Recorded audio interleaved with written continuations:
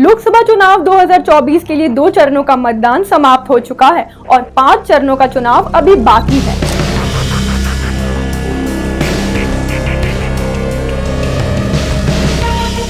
सभी राजनीतिक दलों के दिग्गज नेता लगातार चुनाव प्रचार में लगे हुए हैं। हालांकि इस चुनाव में अब हिंदू मुस्लिम, मंदिर मस्जिद, मंगलसूत्र, कॉन्डम विषय बन गया है। ये आपका मंगलसूत्र भी बचने नहीं देंगे।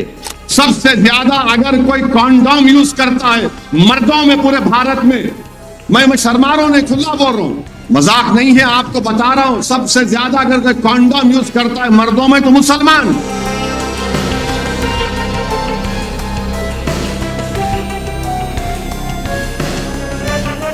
वेलकम बैक टू मुस्लिम सियासत। MIM के प्रमुख और हैदराबाद से सांसद असदुद्दीन ओवैसी ने अपने एक रैली में जनसंख्या वृद्धि पर चर्चा करते हुए प्रधानमंत्री को आड़े हाथों लिया और दावा किया है कि मुसलमान समुदाय के लोग देश में सबसे ज्यादा कॉन्डम का इस्तेमाल करते हैं। MIM के प्रमुख असदुद्दीन ओवैसी ने आरोप लगाया कि PM मोदी देश में मुसलमानों को लेकर नफरत फैला रहे हैं। ओवैसी ने कहा कि मुसलमानों में जनसंख्या वृद्धि और प्रजनन दर में काफी कमी आई है। असदुद्दीन ओवैसी ने कहा कि सरकारी डेटा कहता है कि देश में पुरुषों में सबसे ज्यादा कॉन्डम का इस्तेमाल मुसलमान ही करते हैं। इसके बावजूद प्रधानमंत्री मुसलमानों पर जनसंख्या बढ़ाने का आरोप लगा रहे हैं, लेकिन वो खुद 6 भाई बहन हैं।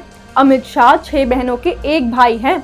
राष्ट्रीय स्वयंसेवक संघ के गोलवालकर खुद 10 या 12 भाई बहन हैं, लेकिन बच्चे पैदा करने वाला मुसलमान है।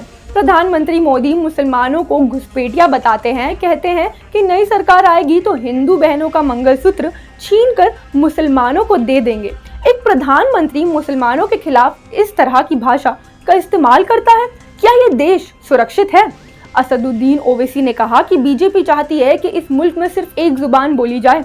वो इस मुल्क के तमाम जुबानों को खत्म करना चाहती है। इतना ही नहीं, बीजेपी इस मुल्क के संविधान को भी खत्म करने की पूरी तैयारी कर चुकी है ताकि दलितों और गरीब मुसलमानों का रिजर्वेशन खत्म किया जा सके और उनको हाशियों पर धकेला जा सके। ओवैसी ने बीजेपी सरकार पर हमला बोलते हुए कहा कि हद तो ये बात की है कि किताबों से मौलाना आजाद का नाम निकाल दिया गया, जिन्होंने इस देश के खातिर कई बार जेल गए, भारत के पहले शिक्षा मंत्री भी रहे। इसके अलावा मदरसों को लगातार टारगेट किया जा रहा है। अब जरा सोचिए, मदरसे नहीं होंगे तो हमारा क्या होगा जो हमें दीन की शिक्षा देता है, ऐसा असदुद्दीन ओवैसी ने कहा।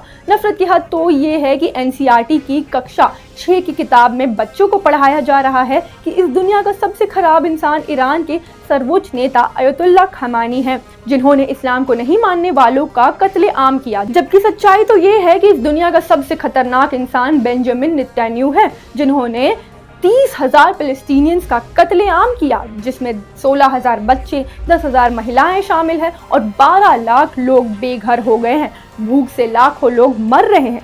लेकिन NCERT के किताब में सबसे खतरनाक व्यक्ति के तौर पर नेतन्याहू की जगह खमेनी को पढ़ाया जा रहा है। इस तरह से इस मुल्क में बीजेपी के द्वारा जहर घोला जा रहा है और हिंदू मुस्लिम की सियासत की जा रही है।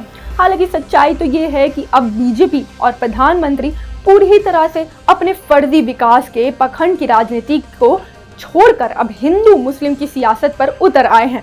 प्रधानमंत्री ये जान चुके हैं कि तुष्टीकरण की राजनीति के बिना बीजेपी की नैया को पार लगाना मुश्किल है, इसलिए अब वो खुलकर हिंदू मुस्लिम करने लगे हैं, जो एक प्रधानमंत्री के लिए शोभा नहीं देता। आपकी क्या राय है इस पर कमेंट में जरूर बताना और देखते रहना मुस्लिम सियासत। मैं अलीशा चंद्राकर, जय हिंद।